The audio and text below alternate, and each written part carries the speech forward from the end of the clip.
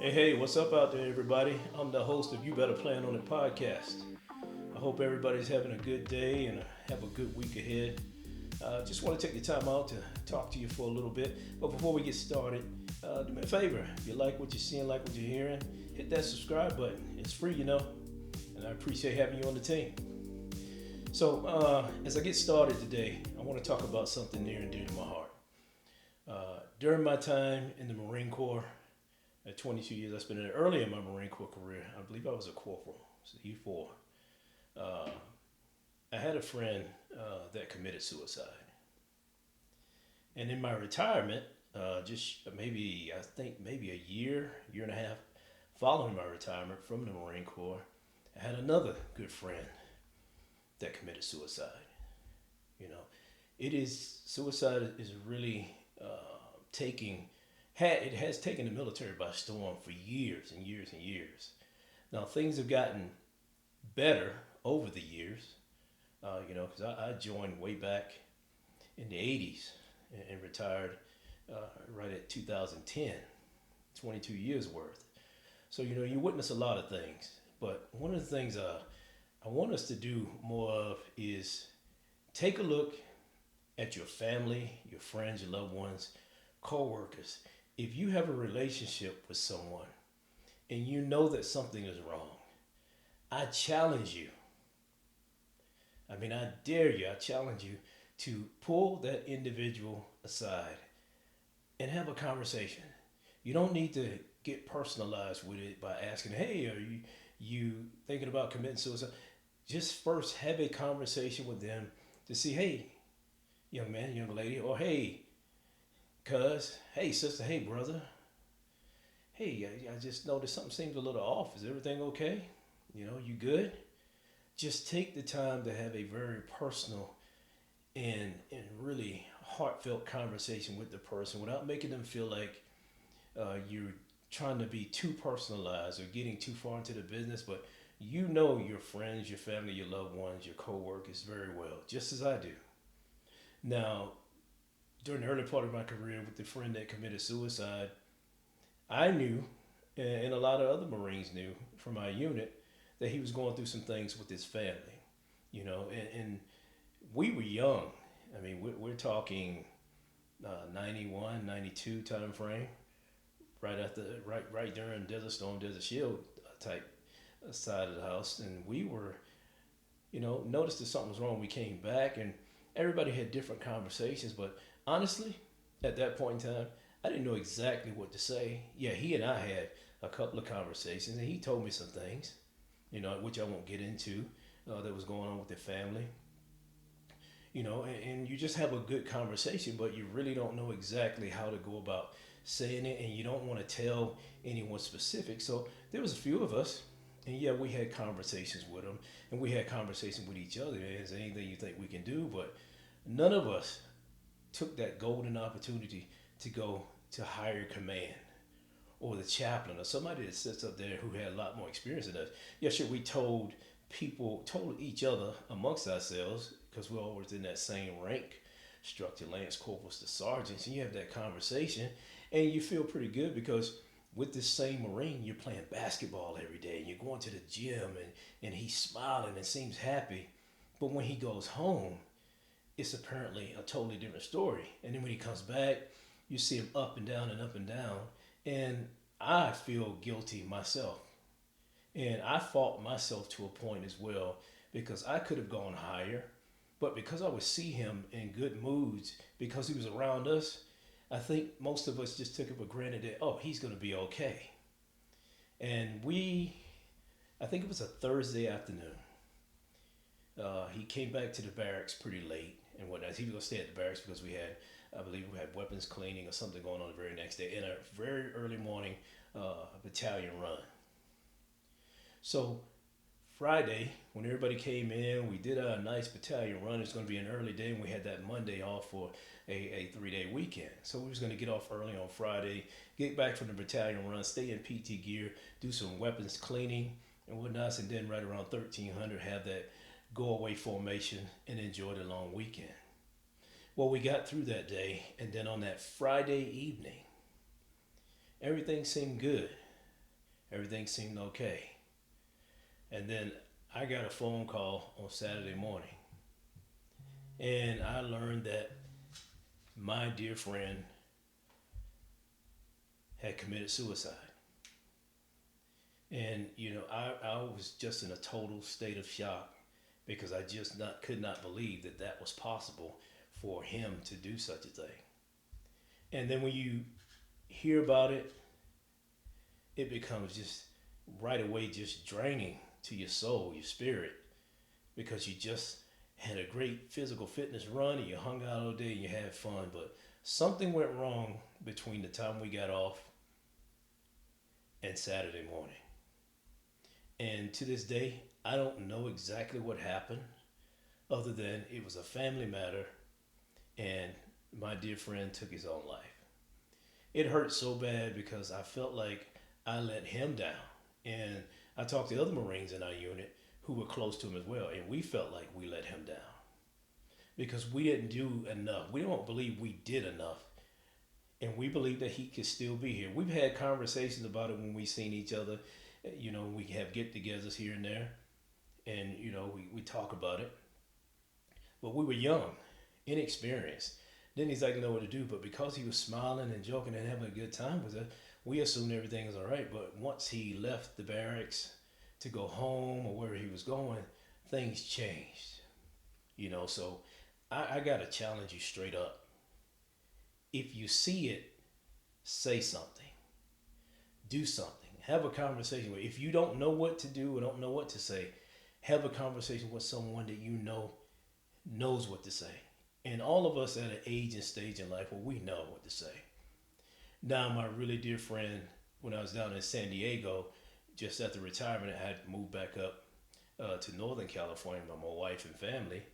I was home, and then I got a phone call from another good friend of mine and told me that this dear friend had just committed suicide less than 24 hours ago.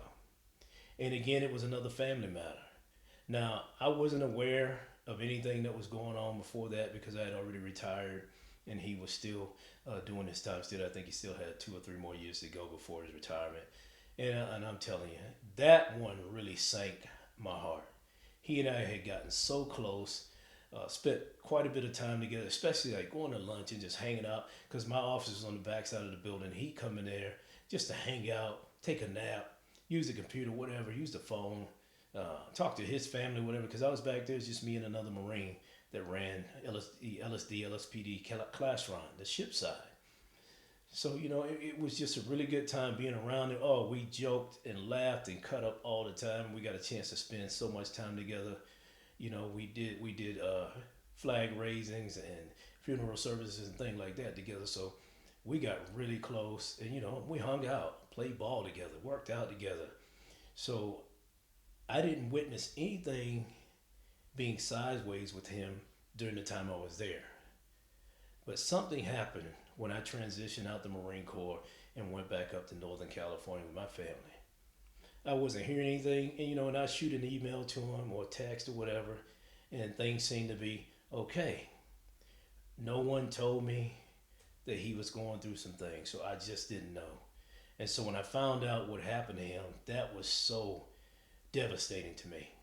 I was not prepared to deal with that because I just felt like, wow, I should have been there. You get those mixed feelings about what you could have done. If I was there, because we had such a close relationship and I spent so much time around him and his family, that's what just really destroyed me.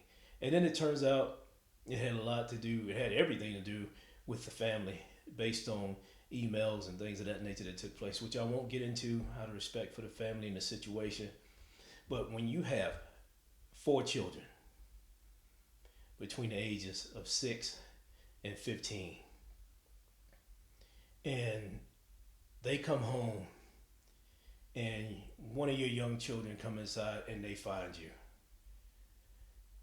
and then the rest of the family comes inside because there's screaming and yelling going on, and then the families find out, and then the command finds out, and then all of us finds out, the friends and loved ones and who care about you, we find out, and there's nothing that we could do about it. I mean, I just did not know, and that really hurt me to the core. and then I got asked to be a part of the ceremony. And that was my honor to do, but that was so difficult to go through. To take that flight down to San Diego and then spend a week down there just trying to be part of the family and help them out in any way that I could and just be there for them to help them out. But to be a part of that ceremony and to go to the funeral service and do it first to the funeral home, and then you see the situation, and then you realize, man, that's one of my great friends that's laying in that casket, and he's never coming back. So I'm challenging you on this very day, this very time. I don't care who you are. I don't care what your thoughts are, who you think you might be, rich, poor, middle class, whatever you fall into. You know people very well, just as I do. So when you see a situation or you hear about a situation and you know you have access to that individual, please, sir, ma'am, take the opportunity to just ask, hey, haven't seen you in a minute. Or, hey, are you okay? You seem a little off, man. Is everything going good? We should get together sometime. Do something. And again, if you don't know what to say or what to do or how to go about it, take that opportunity right here and right now to call someone who does know what to do. And if you know that person's family, their other friends and stuff like that, get other people involved. So the more love and commitment you show to that individual, the more he or she will see that they're loved, and just wrap your arms around them. I mean, if I could go back and do it all over again, I would take my arms and wrap it around both those gentlemen that I lost, those dear friends. Just wrap my arms around them and just hold them. It doesn't matter. Cry together, laugh together, whatever it takes, But if I could just do it all over again, because it worries me when I hear about it, whether you be military or civilian, like the young Minnesota football player that apparently took his life on what the understanding is. We can do a better job as individuals, as people who love and care for others. Take the time to care enough that maybe someone will go, wow, I am loved. You know what? I was thinking about taking my life, or maybe just for that one day, or 2 days, or 3 days, or a week, or a month, or 2 months. They say, wow, I'm okay. I'm doing better. And the more you talk to them, the more you show them love, the more you put your arms around them, and keep them busy, keep them active. That idle mind and those idle thoughts can be really endearing and damaging, because, when you're suicidal, it is a huge deal when you feel like no one cares and no one gives a damn. And believe me and you, everybody, or at least most everybody, maybe the thought crossed your mind, but nothing serious. While I was in the Marine Corps, I had a few operational tools on the combat side. You get those thoughts in your head that, man, before I get taken out, I'll take my own life. Those things like that can creep into your mind when you're at home and stuff is just going bad financially, and your marriage is on the rocks. Things can take control and seize your heart and clam you up. So I'm telling you today, this is my challenge to you. The Suicide Awareness Challenge. Show your love and appreciation. Help someone. Help themselves. Get others involved. We can do it as a family. Send me a message. Shoot it right back to me. I ain't got to know the person. I'm a people person. I can talk to anybody. I can sit down with the President of the United States, or I can sit down with the President. I can sit down with President Kim Jong, or anybody. I just don't mind talking to people. And if I had done a little bit more for those two gentlemen, if I had known more and understood more at that time, I can tell you right here, right now, I would have done everything in my power to make sure I spend as much time with them as possible and do more than what I did. Things that I just didn't know and didn't understand. It's going to happen to so many of us, and it has happened. But now I know when I look at my family, friends, and other loved ones, co-workers, anything, and I think that something's wrong, if something seems off, I get to talking, and I'm a talker. I can ta ta ta ta ta ta ta. I can talk it up, and I guarantee you, I'm gonna show them love. Gonna put my arms around. Gonna tell them it's gonna be okay. Hey, come by. I'll come to your house. Whatever it takes. Do what you can do. Love your neighbors, your brothers, your sisters, your moms, your dads. Let's be a family in this together. And I don't care who you are, wherever you are around the world, around this universe. Let's make a pact and challenge one another that if you see someone in dire need of help and that mental health seems off and they even so much as appear suicidal, get involved right away. I'm not asking you to just get all up in somebody's business to where it's just too much, but you know and you understand we're at ages and stages in life, like I said, to where we can help others. Now, with that said, in closing, I just want to say thank you for listening in because you better plan on it because at any given day, anything can happen. And again, thank you for your time. Love you. God bless you. Take care of yourselves out there.